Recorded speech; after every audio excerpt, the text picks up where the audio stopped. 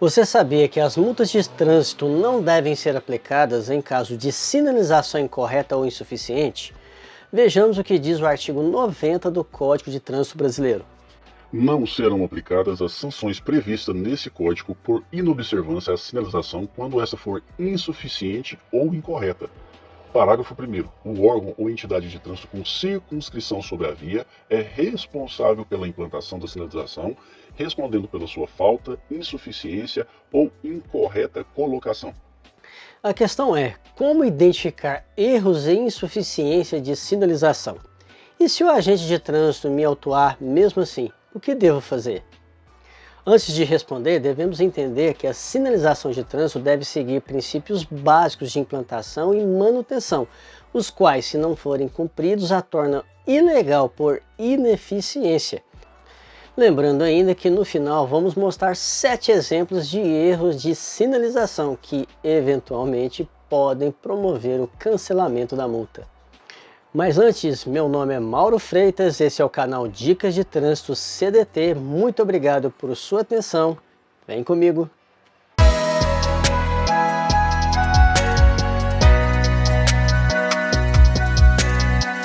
Agora vamos ver os 7 princípios da sinalização de trânsito. Entendendo esses princípios, fica fácil de identificar qualquer erro. E são eles que devem ser obedecidos para que a sinalização sirva de parâmetro, inclusive para a própria fiscalização. Legalidade, Código de Trânsito Brasileiro, CTB, e legislação complementar, como resoluções do CONTRAN e o Manual Brasileiro de Sinalização de Trânsito. A sinalização de trânsito deve seguir rigorosamente os parâmetros determinados pelo CTB e pelo Manual Brasileiro de Sinalização de Trânsito. Sem isso, ela se torna irregular, ilegal e não pode servir para qualquer parâmetro, inclusive para fiscalização. Suficiência, permitir fácil percepção do que realmente é importante, com quantidade de sinalização compatível com a necessidade. O Manual Brasileiro de Sinalização de Trânsito indica com precisão a quantidade suficiente para cada tipo de sinalização viária. Clareza, transmitir mensagens objetivas de fácil compreensão. A sinalização de trânsito não pode conter mensagens longas, confusas e capazes de produzir dupla interpretação. Deve ser precisa e não gerar nenhum tipo de dúvida. Padronização, seguir um padrão legalmente estabelecido e situações iguais devem ser sinalizadas com os mesmos critérios. Esses parâmetros são definidos por legislação federal e regulamentado pelo Manual Brasileiro de Sinalização de Trânsito. Portanto, estados e municípios não têm autonomia para alterá-los. Precisão e confiabilidade, ser precisa e confiável, corresponder à situação existente, ter credibilidade. A sinalização deve ser exata e confiável, de forma que contribua para que o condutor tome a decisão correta no momento certo. Visibilidade e legibilidade, ser vista a distância necessária, ser lida em tempo hábil para a tomada de decisão. A sinalização deve ser implantada de forma a estar visível e perfeitamente legível. Não pode, por exemplo, ser implantada em locais onde essa visibilidade e legibilidade possa ser prejudicada, como por exemplo atrás de árvores, muros, postes, entre outros. Manutenção e conservação, estar permanentemente limpa, conservada, fixada e visível. É necessário que o órgão responsável pela implantação da sinalização de trânsito também faça um monitoramento contínuo para averiguar as condições da sinalização, tais como fixação, manutenção, conservação, visibilidade e legibilidade. Dito isso, vamos ver agora 7 exemplos de erros de sinalização de trânsito, os quais vão abrir a sua mente para identificar inúmeros outros que existem espalhados por todo o nosso país. Vamos lá então?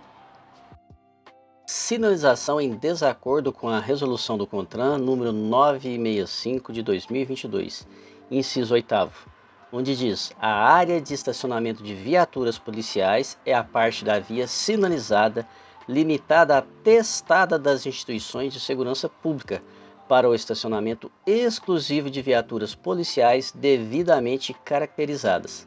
A imagem mostrada é um centro administrativo municipal, prefeitura municipal, ou seja, não contempla órgãos de segurança pública. Portanto, a sinalização encontra-se incorreta, passível de ser anulado o auto de infração caso alguém seja autuado nesse local. Sinalização em desacordo com o Manual Brasileiro de Sinalização de Trânsito, volume 2, que trata da sinalização de advertência, página 117, desobedecendo os princípios da legalidade e padronização, uma vez que o correto seria uma placa de regulamentação. Claramente, a sinalização encontra-se inadequada, portanto, incapaz de surtir efeito para fiscalização de trânsito. Caso haja desobediência da altura máxima do veículo, o condutor não poderá ser punido administrativamente, devido à ineficiência do órgão que implantou a sinalização.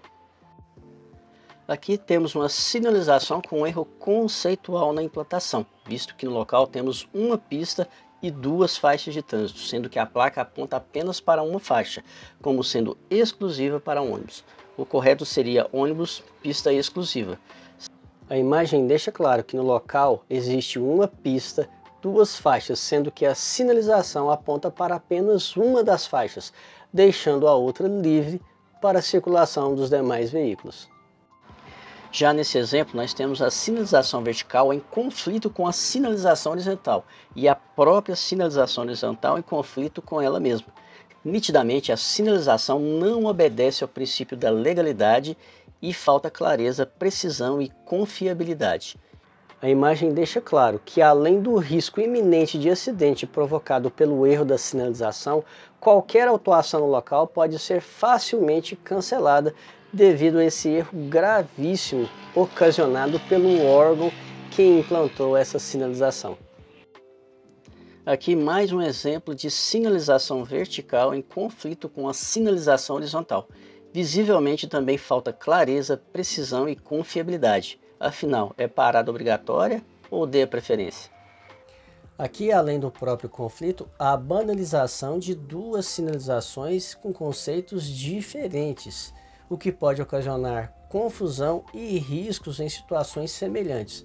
Portanto, aqui, um avanço de parada obrigatória ou a desobediência a dê a preferência no local, em ambos os casos, pode ocasionar o cancelamento do auto de infração. Já aqui temos erros de implantação que desconsiderou a continuidade da via. Visivelmente, a faixa da direita deveria ser exclusiva para a conversão à direita, uma vez que após o cruzamento passam a ter apenas duas faixas de trânsito. Aqui o órgão criou um gargalo desnecessário, ocasionando risco de acidente na via. Já nessas imagens fica clara e evidente a falta de capacidade técnica e também a falta de noção de segurança viária promovida pelo órgão que implantou a sinalização. E numa eventual autuação por mudança de faixa sem sinalizar ou indicar com antecedência, pode ser facilmente cancelada pelo erro cometido na sinalização pelo órgão que a implantou. Aqui temos uma pequena amostra da falta de manutenção e conservação. Não é possível obedecer a algo que nem se pode enxergar, como nas imagens à esquerda e, no caso da imagem à direita, a placa de advertência não é válida como sinalização de regulamentação. Afinal de contas, onde foi parar a faixa de pedestres?